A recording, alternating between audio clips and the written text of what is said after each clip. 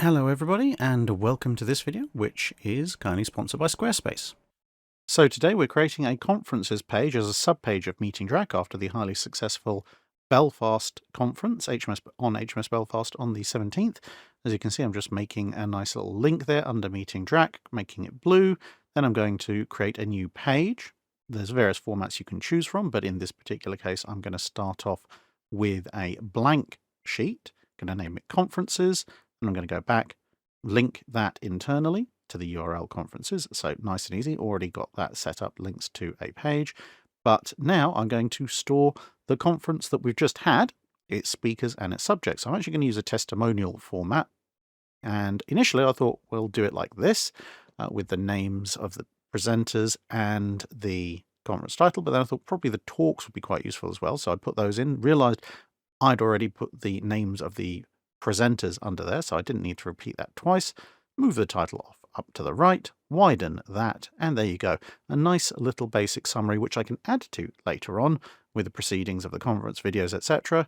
Take out the other templates ready for future conferences, and there we go. My conferences page is nice and ready to go. Easy with Squarespace. So if after all these little mini tutorials I've been doing you think you could build a website for maybe ideally naval history purposes, but you never know, you might want to do it for some other reason, then head over to squarespace.com/Drakenfell. You can get a free trial, and once you're ready, that little link will give you 10% off your first website or domain. So thanks once again to Squarespace for sponsoring the video, and on with the main show. It was the 6th of May 1801. Commander Lord Thomas Cochrane was guiding the 14-gun brig HMS Speedy along the Spanish coast near Barcelona. Although under the command of the Royal Navy, Speedy was hardly a ship to strike fear into many foes, if you just looked at her appearance. Her firepower consisted of a mere 14 4-pounder guns, her total broadside weight thus being 28 pounds, a weight that Cochrane sometimes joked he could walk around with in his pocket. There were some gunboats that carried a single heavy 32-pounder cannon that therefore actually threw more metal than the entire ship. Cochrane had tried several times to upgrade her firepower, both with heavy chase guns at the bow and stern, and also by simply upgrading the 4-pounders to the mighty 6-pounder, but Speedy was just too small and too lightly built to take anything larger. Still, she could fight similar-sized vessels, and she could capture merchant ships, which she had been doing, albeit her crew at this stage had been almost halved, as between a couple of men down to disease, a handful of casualties, and a lot sent away as prize crews, they were running a little short. That morning, on the horizon, the sails of a large ship were sighted. A number of merchant ships had recently left Barcelona, and this ship's sails were of a slightly unusual configuration, with a large lateen sail aft, and so Speedy quickly began heading over to investigate. Wind conditions were light, although she did have the weather gauge, and so it took a couple of hours to close the distance enough to work out what exactly this strange ship was. It turned out to be a Spanish Xebec-style frigate, hence the slightly odd sail layout, and it was called El Gamo. The frigate had been dispatched to deal with whatever ship seemed to be menacing shipping in the area, from the Spanish perspective, since the 8-gun brig that they'd sent out a few days earlier had just become one of Cochrane's many prizes. El Gamo, though, was a very different prospect to the little brig. She carried just over 300 men, which was about 6 times Speedy's complement, and she was armed with 32 guns. Now, whilst this might sound on the face of things that she's only a little more than double Speedy's 14 guns, the actual firepower difference was considerably larger. The absolute smallest guns on the Spanish ship were 8 8-pounder guns, each twice the weight of any of Speedy's guns, and although even the 8-pounder was almost a pea shooter in terms of rated ships, the 4 on each broadside could fling a 32-pound broadside in weight of shot, and that alone was already more than Speedy's entire own broadside. Then there were 22 12-pounders, which constituted her main armament, 11 of them on each side. That added another 132 pounds of shot, which was almost 5 times Speedy's broadside. And finally, there are a pair of 24-pounder carronades, or the Spanish equivalent thereof, one on each side, each of which alone almost matched Speedy's entire broadside weight again. All told, El Gamo could fling almost 7 times the broadside of Speedy in terms of weight of shot, assuming that none of the guns were double-shotted on either side, of course, and the larger guns could naturally fire far more effective anti-personnel and anti-rigging shot, while also massively outranging Cochrane's 4-pounders. By any reasonable metric, then, this was time for discretion to be the greater part of valour, and for Speedy to sail in the opposite direction as fast as humanly possible. But firstly, if she got her sails up, El Gamo would probably run them down, and secondly, if ever there was going to be a Royal Navy captain who very, very heavily ticked the unreasonable box, it was going to be Cochrane, and so he ordered that Speedy was to set an intercept course and clear for action. In response, El Gamo fired a gun to draw their attention and hoisted Spanish colours. The gun signal was also a direct request to Speedy to identify itself. Sailing without a flag, which both ships had been doing, was common practice at the time, since flags wore away quite quickly in the wind, and ships that were out away from home for months or years at a time might therefore run out of flags if they just had one flying at all times, and so flags tended to be hoisted only when the ship was going into battle or when there was some other need to identify itself. Cochrane responded by hoisting one of his own flags. This one, though, was an American flag. Now, this was, of course, a disguise, and an acceptable one under the rules of war at the time, as it was held that as long as you ran your true colours up before taking any hostile action, prior to that you could try and deceive your enemy however you liked. And from El Gamo's perspective, the ruse was actually quite plausible. The quasi-war between France and America had only recently concluded, and back in those days it could take months for such news to percolate out across the seas. And so the prospect of an American brig, perhaps on its way back from raiding, was a reasonable possibility. As the distance closed, Cochrane judged, though, that his opponent was becoming more and more suspicious. But he'd already formulated a plan, for Speedy had seen El Gamo a few weeks previously, and Cochrane, in analysing the ship, had noted an opportunity for future encounters. The frigate's gun deck was somewhat higher than most. This was actually quite good for El Gamo if she was fighting a peer opponent in rough seas, or if the ship was quite lively, but he'd also noted that the gun ports were also somewhat small, and seemed to be such that they would prevent the ship's cannon from being depressed all that much. These two factors combined offered a narrow window for a small ship like Speedy, as if she could get close enough, her hull and crew would actually be under the gun's arc of fire. And so Cochrane ordered Speedy to come about onto the opposite tack and hoist British colours. Sure enough, El Gamo quickly sent out a broadside, but between the roll of the ship and Speedy's quick course change, their aim was off and the broadside missed.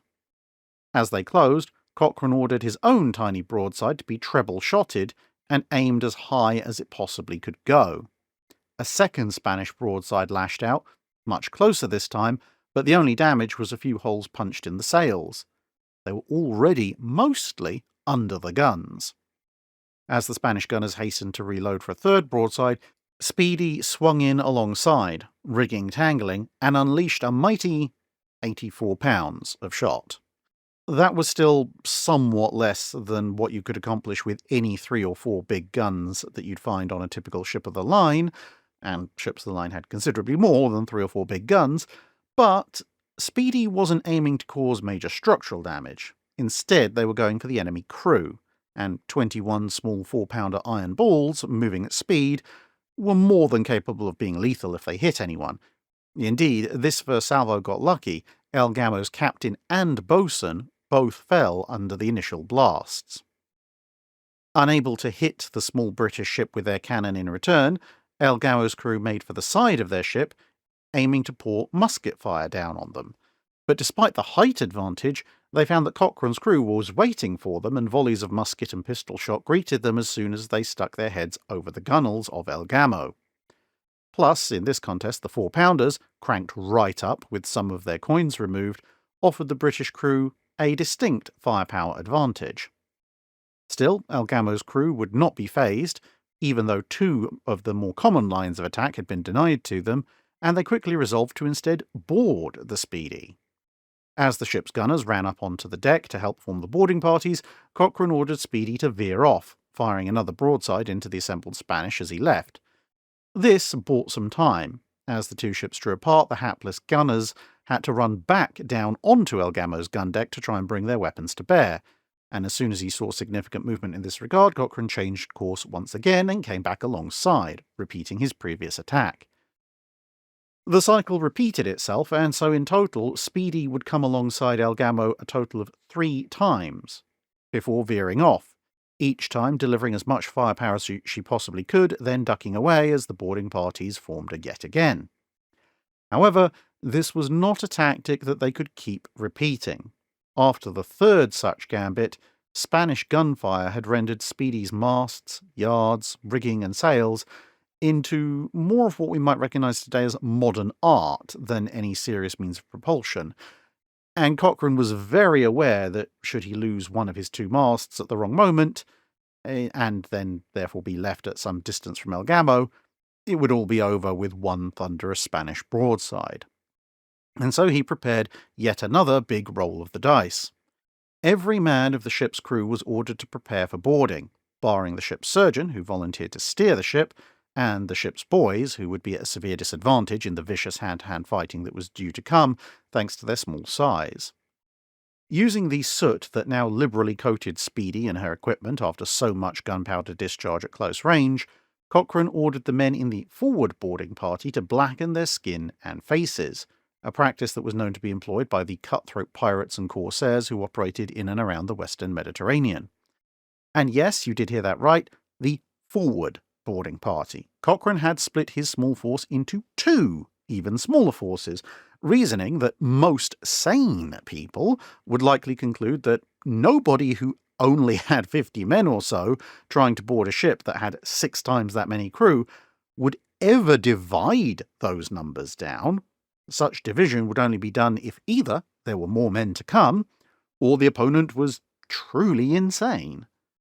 Mentally grinning to himself as he put a big check mark in the latter box, Cochrane readied his own weapons as Surgeon Guthrie proved to be quite a dab hand at ship handling, and Speedy ranged up alongside her larger foe for the 4th time. Another broadside was fired from Speedy's guns, and as the smoke swirled up and over the Spanish deck, so too did the forward boarding party climb as fast as they could. Suddenly, the Spanish found themselves faced with a couple of dozen screaming men covered entirely in black soot and wielding all sorts of weapons as they burst through the gun smoke. Even with most of the ship's gunners still below, the Spanish still had a considerable numerical advantage, but even as they rallied to press this group backwards, Cochrane and the rest of Speedy's crew appeared from behind and caught their foes in a pincer movement, albeit one where those who were trapped still considerably outnumbered the attackers. Spaniards were falling left, right and centre, but so were some of Speedy's men, and even at the roughly 5-to-1 ratio of loss that they were managing, which would be a fantastic accounting for themselves in practically any other measure, it was a simple fact that El Gamo had a 6-to-1 manpower advantage, and so the British force, even if they kept up that 5-to-1 ratio of killed and wounded, was still going to run out of men first. And that was when Cochrane noted a large Spanish flag, the one they'd hoisted earlier, billowing above the smoke and combat. He directed his own boarding party in a sharp offensive that managed to clear the aft end of the ship temporarily, and then he ordered the flag hauled down. Seeing the flag go down, which was the traditional way that a ship surrendered, and with over 50 of their compatriots having been rather quickly killed or wounded by the berserk boarders, the Spanish crew concluded that their officers, who would have been mostly concentrated aft, must have decided to surrender to this enemy force of unknown size, since the smoke still swirled around them, improved somewhat by the discharge of muskets and pistols. Some Royal Navy legends say that this surrender was spurred on by Cochrane yelling over the side to send up another 50 men, and Surgeon Guthrie enthusiastically bellowing back, 50 more men, aye aye sir, while he and the few ship's boys made as much racket as they could to try and simulate another 50 men readying weapons.